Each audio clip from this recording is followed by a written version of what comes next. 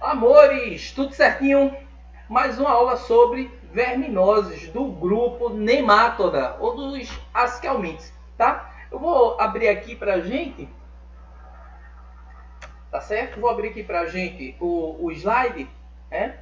É interessante que vocês se detenham a alguns tópicos interessantes, alguns tópicos bem objetivos, que na realidade o vestibular e o Enem, o SSA, eles comentam com muita frequência aí pra gente, tá certo?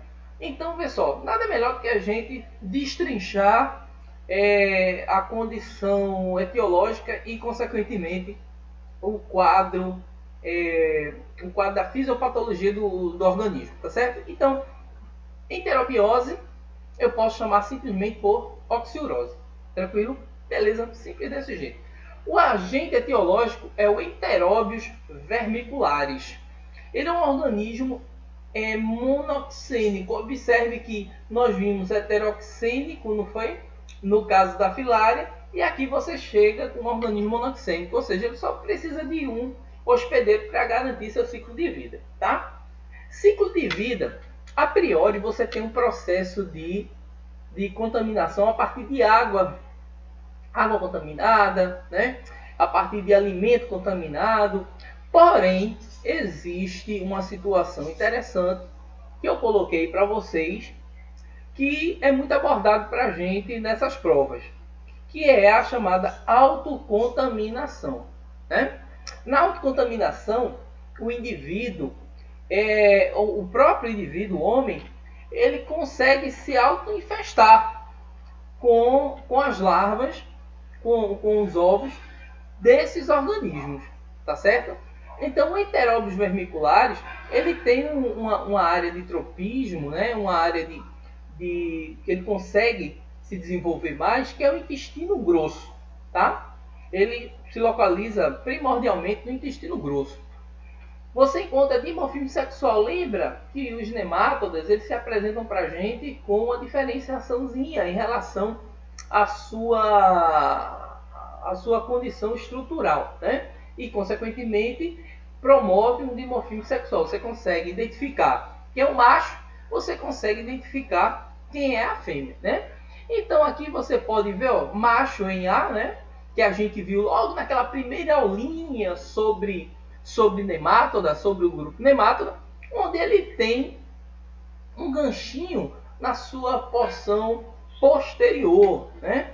E esse ganchinho aí, essa estrutura, ela serve para conectar na fêmea para promover exatamente o processo de reprodução, tá certo? Então aqui, ó, em B nós temos a fêmea e aqui em C nós encontramos aí o ovinho, né? Do Enteróbios, beleza? Então, simples desse jeito. Em A, você tem a região secal do IG, que é intestino grosso, tá? No homem. Então, no intestino grosso, mais precisamente na região secal, você encontra esses organismos, eles apresentando uma certa estabilidade. Uma característica interessante é que ele se aproveita normalmente da noite, que teu corpo ele diminui o batimento cardíaco, diminui a frequência cardiorrespiratória, diminui o fluxo sanguíneo, consequentemente, e com isso ele tende a migrar, né, para a região perianal, para a região anal do indivíduo, né? E com isso ocorre a postulação, a fêmea libera os ovos, tá certo? A gente vai ver aí no ciclo um pouco mais à frente. Ó, então aqui tu tens ciclo do Enteróbios vermiculares. Amores, preste atenção. Você tem um processo de infestação, né?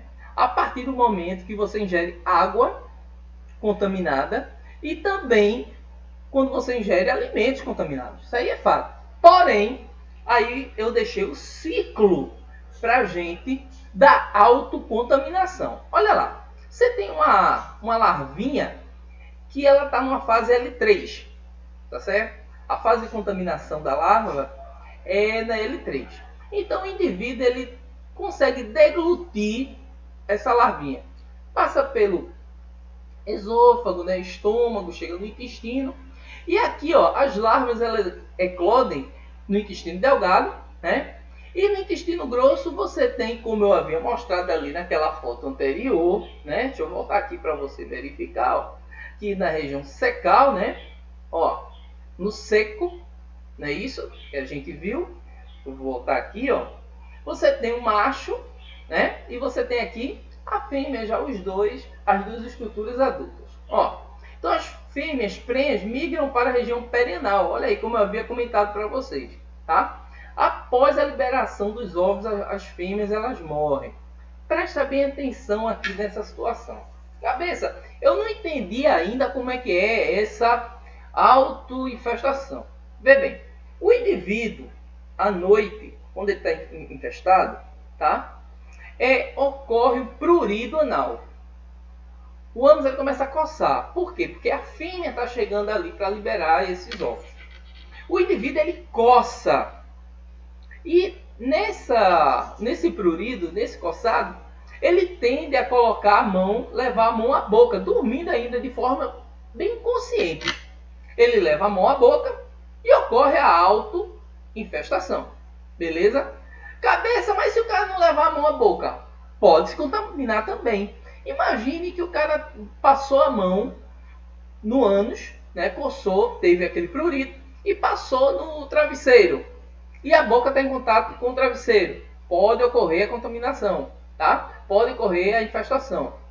Se ele passou a mão na região perianal e depois passou a mão no lençol, também pode ocorrer infestação.